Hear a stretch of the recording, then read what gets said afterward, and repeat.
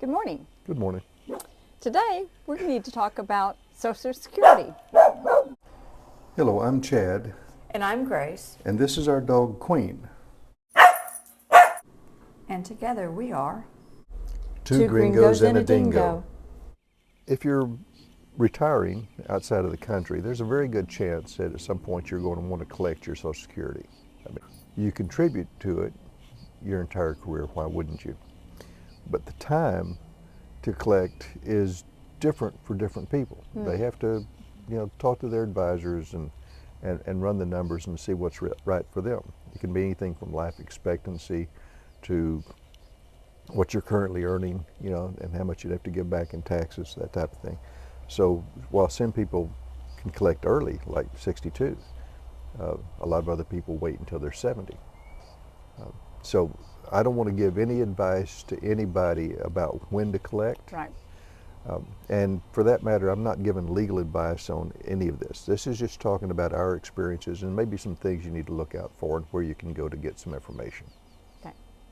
Because you just recently applied for Social Security, and we actually finished that application while we were here in Belize. So let's go through the process, talk about that. What do you have to do to apply for Social Security if you're outside of the country? Okay. I was in Belize before I decided now's the time to apply. Okay. Okay. Which meant that I was going to go on my computer and just do the online application. Sure.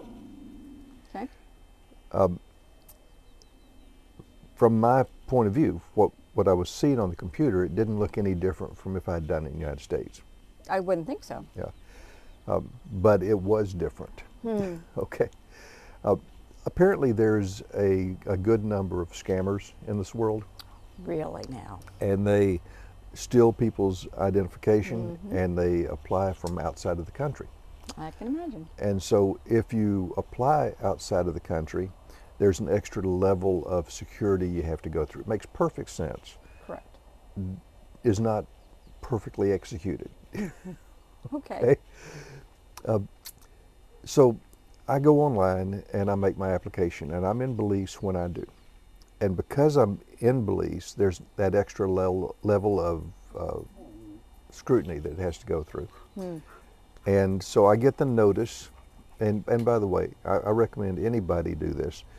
Go on ssa.gov and create your own account. It gives you your earning history, it gives you your estimated benefits, it gives you a place to get your correspondence with Social Security without having to go to the mailbox.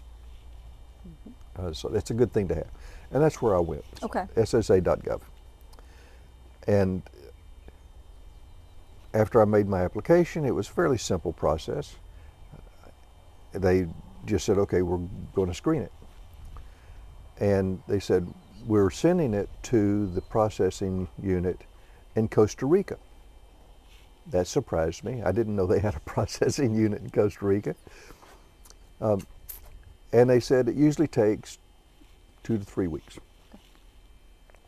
Okay, so I waited the 2 to 3 weeks, no problem. And then I started checking once a week, and nothing. It kept continuing to say it usually takes 2 to 3 weeks. So after 3 months, Right. I ran out of patience, and I tried to call. I had to look up the phone number to call, and the phone number I found was the U.S. Social Security Administration General Office helpline.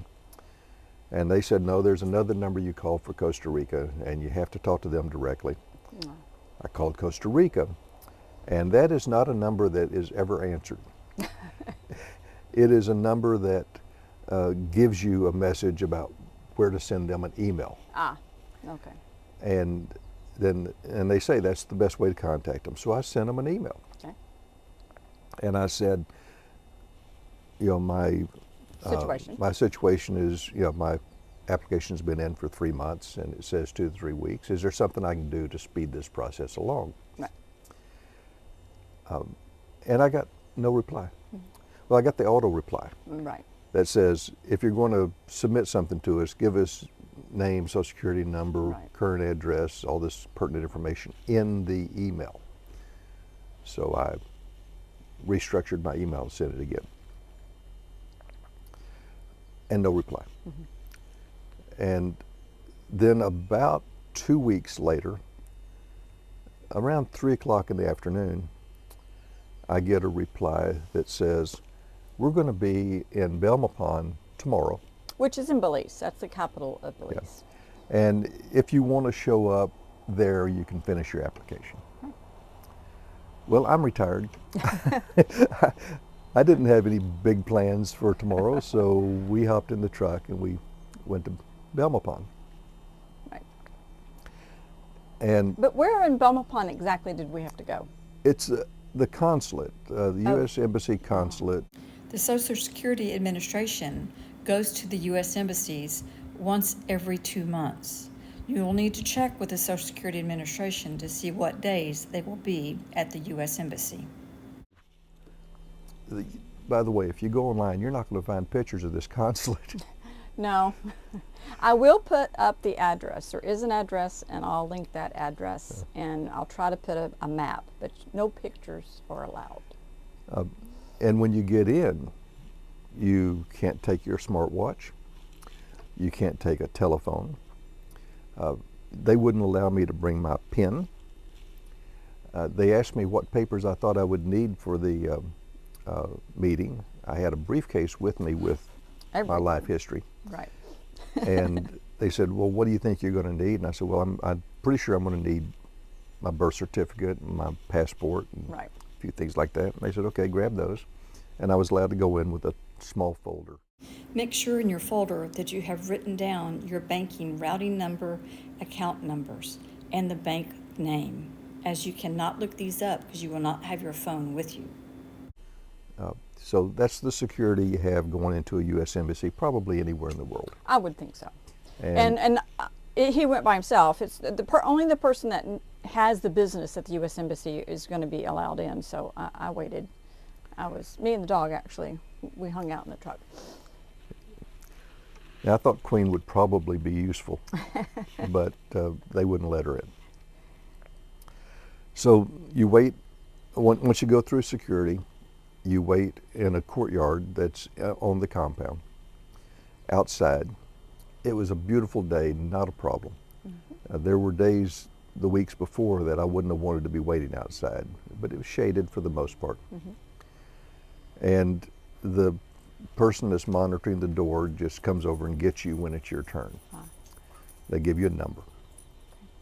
And then you go inside, and there's a little seating area in the lobby, but it's air conditioned at that Nice. point. At that point, you're really kind of happy for the air conditioning. And you get to wait again. So we got there just around 9 o'clock. We did. And I got in to talk to the Social Security officer at about 11:30. Yes. And we were finished by 12:15. Right. And they normally close between 12 and 1 o'clock for lunch, but they went ahead and processed you Yeah, during their official lunchtime. Yeah, the fellow was very, very pleasant, very professional. He goes there and he does this all day. But what was the purpose? What happened? Well, mainly what happened was they walked through my application just as I had done it online, Okay. and they wanted to verify my answers with me sitting in front of them knowing it was me. Gotcha. So that was the security clearance that had to happen. They had to verify I was not a scammer from Bolivia Right. Or somewhere. or Wherever. Doesn't matter. anywhere, yeah. So they also, though, did the benefit of, let's run the numbers. And they said, okay, if you take your application and you should say, I want my benefits to start on the day of my application, then this is what you get. But they allow you to go 6 months back from the day that you do your application. Okay. And you can start your benefits really 6 months before you first apply.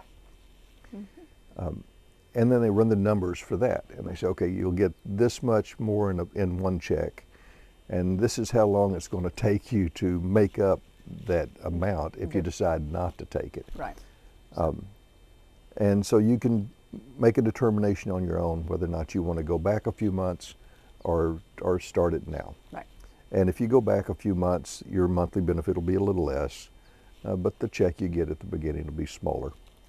It would be larger. It would be larger, yeah. So, and they can't make that determination for you. They can tell you what the numbers are, and then they look at you and say, what would you like to do? Right. Well, that's nice that they went and through you that do that. process with you and ran those numbers so that you can make a determination. Now, But- what about if we want, how are we going to get the check? How's that going to work?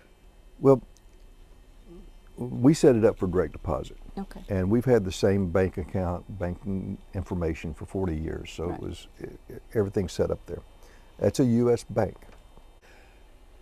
There are a list of countries that have banking agreements with Social Security, and they can use those countries' banks.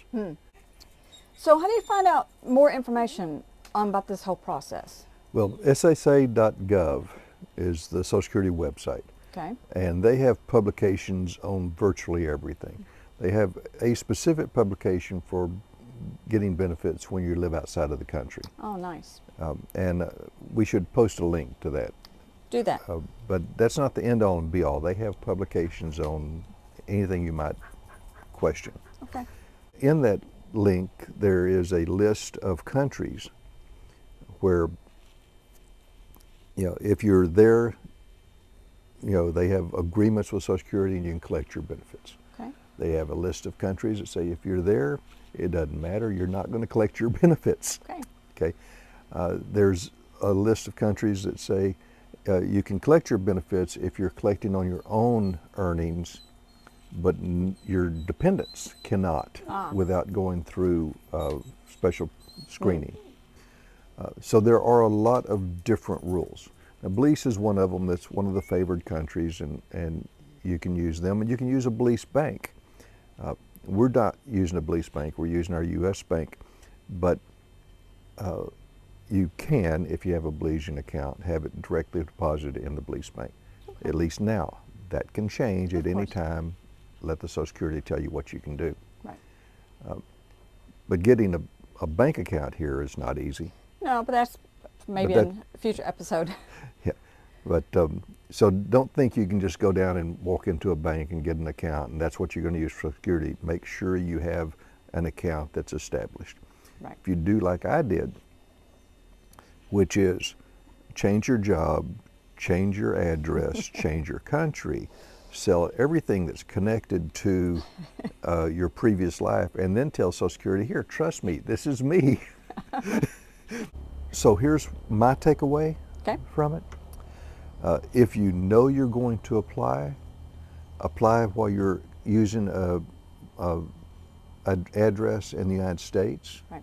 And not only just an address, but your IP address of your computer. And that's what I meant. I couldn't come up with IP address. So the IP address, that's how they figured out we were not in the United States. Yep. So if you know you're going to do it, now you don't have to apply early just to do that. You can get around it.